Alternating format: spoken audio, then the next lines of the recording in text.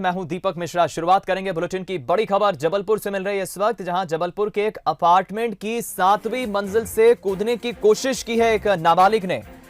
जबलपुर के Krishna Heights apartment की 7वीं मंजिल से नाबालिग ने कूदने की कोशिश की है। हालांकि जैसे तैसे आसपास के रहने वाले लोगों ने फ्लैट में घुसकर नाबालिग को कूदने से बचा लिया। पुलिस ने नाबालिग को फिलहाल अपनी सुरक्षा में ले लिया है। ये तस्वीरें उस वक्त की देखिए आप, जब नाबालिग ने कूदने की कोशिश की 7वीं मंजिल से। जबलपुर के कृष्णा हाइट्स अपार्टमेंट की ये तस्वीरें हैं। हालांकि प्रारंभिक तौर पर अभी खबर ये आई है कि जो नाबालिग है जो ये कूदने की कोशिश कर रहा है, तस्वीरों में आप जिस नाबालिग को देख रहे हैं वो मानसिक रूप से बीमार है और फ्लैट में नाबालिग काम करता था। कूदने की उसने जब कोशिश की, नीचे से ही किसी ने वीडियो बनाया और आसपास के लोगों ने तुरंत फ्लैट पहुंचकर उस नाबालिग को बचा लिया, वरना एक बड़ी घटना हो सकती थी।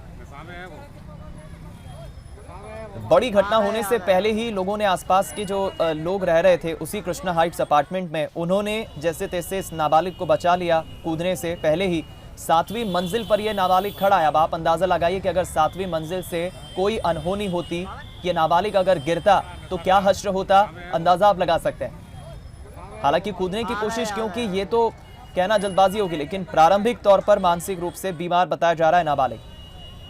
अमित सोनी का हम रुख करेंगे जबलपुर से, हमारे संवाददाता इस वक्त फोन लाइन पर जुड़ गए। अमित, क्या जानकारी मिल पाई है अभी तक इस पूरी खबर पर? क्यों ये कूदने की कोशिश कर रहा था नाबालिग? पुलिस का क्या कहना है?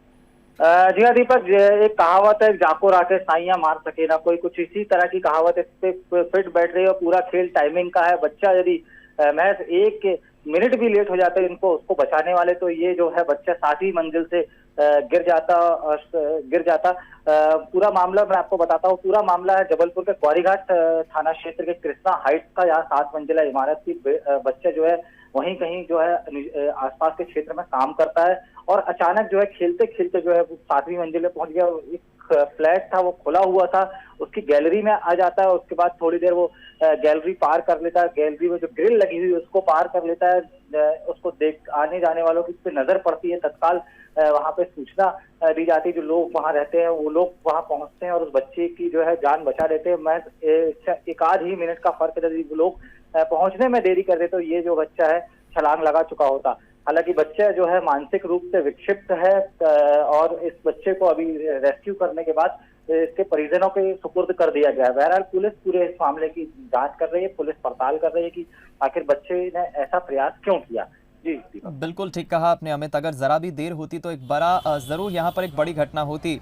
लेकिन अमित, मैं ये भी जानना चाहूंगा, अगर आपको जानकारी मिली हो तो, जैसा कि कहा जा रहा है कि नाबालिग उस फ्लैट में काम करता था, जिस फ्लैट में काम करता था वो फ्लैट मालिक या उन लोगों का क्या कहना है? मतलब मानसिक रूप से बीमार है युवक नाबालिग, ये तो समझ आ रहा है, लेकिन फिर भी अगर प्रारंभिक तौर पर हम जानकारी चाहें कि अगर क्या कारण रहा इस तरह कूदने के पीछे, क्या और भी कोई कारण हम मान सकते हैं? मानसिक रूप से बीमार ही एक प्रमुख वजह है?